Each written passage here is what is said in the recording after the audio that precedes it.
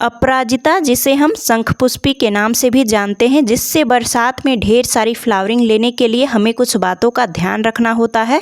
तो आज की इस वीडियो में मैं आपके साथ अपराजिता की केयर टिप्स शेयर करने वाली हूं, साथ ही एक ऐसे फर्टिलाइज़र के बारे में बताने वाली हूं जिसका इस्तेमाल करते ही झमाझम बारिश में भी अपराजिता में सैकड़ों फूल खिलेंगे और पौधा बहुत ज़्यादा बुशी भी होगा। वीडियो में अंत तक बने रहें। चैनल पर नए हैं तो चैनल को सब्सक्राइब कर ले। वीडियो देखने के बाद अच्छी लगे तो लाइक शेयर कमेंट ज़रूर करें। तो चलिए शुरू करते हैं। हेलो दोस्तों, welcome back to my YouTube channel Shubh Bagwani. लगातार बारिश हो रही है और अपराजिता के पौधे की ग्रोथ तेज़ी से हो रही है, साथ ही इसमें सैकड़ों कलियां और फूल भी बन रहे हैं। तो दोस्तों, कौन कौन सी बातों का ध्यान मैं रख रही हूं जिससे मेरे अपराजिता के पौधे में न सिर्फ ग्रोथ हो रही है बल्कि पौधा पूरी तरह से फ्लावरिंग के लिए भी एक्टिव है। तो इस टाइम पर यानी कि बरसात में सबसे पहली बात आपको ड्रेनेज को सही रखना है। अगर गमले या ग्रो बैग्स में पानी बिल्कुल भी जमा नहीं होगा तो कितनी भी बारिश हो पौधे को कोई नुकसान नहीं होगा। तो सबसे पहला काम, आप अपने पौधे के गमले की ड्रेनेज को चेक करते रहें।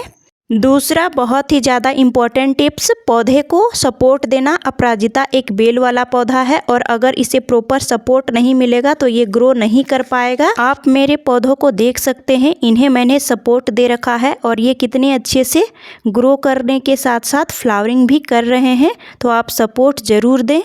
तीसरा सबसे ज़्यादा इम्पोर्टेंट बात, इसके सूखे फूलों को हटाना या फलियां बन गई हैं तो उन फलियों को हटाना बहुत ज़्यादा ज़रूरी है। अगर आप ऐसा नहीं करेंगे तो अपराजिता में फूल और कलियां बननी कम हो जाएंगी, क्योंकि पौधे की सारी एनर्जी सीड्स बनाने में ही वेस्ट हो जाएगी। तो आप इस बात का खास ध्यान रखें कि जैसे ही फूल सूख जाए उसे तुरंत हटाएं, या फूल को नहीं हटा पाएँ तो फलियाँ बननी शुरू हो चुकी हैं उन्हें ज़रूर हटाएँ। चौथा, अगर अपराजिता की टहनियाँ इधर उधर फैल रही हैं तो उसे प्रूनिंग करते रहें।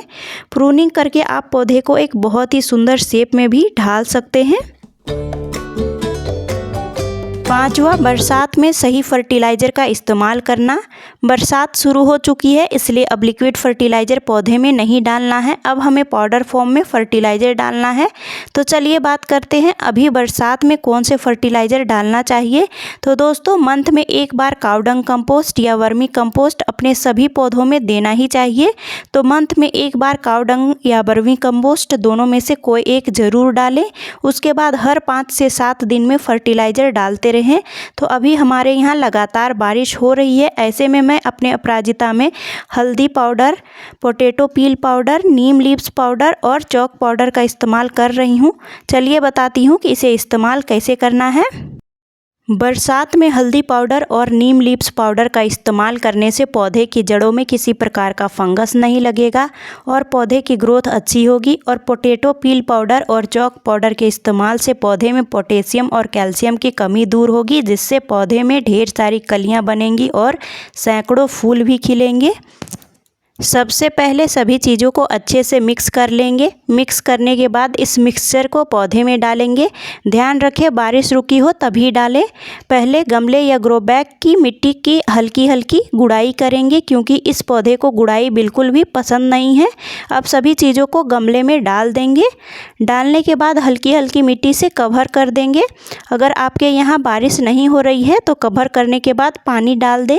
मेरे यहाँ हर थोड़ी देर में बारिश हो रही है, इसलिए मैंने पानी नहीं डाला है।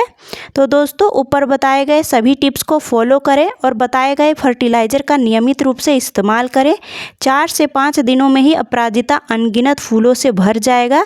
तो दोस्तों, अगर आपको आज की ये वीडियो अच्छी लगी हो तो लाइक शेयर कमेंट ज़रूर करें। साथ ही चैनल पर नए हैं तो चैनल को सब्सक्राइब कर ले। तो चलिए फिर मिलते हैं एक नई वीडियो के साथ।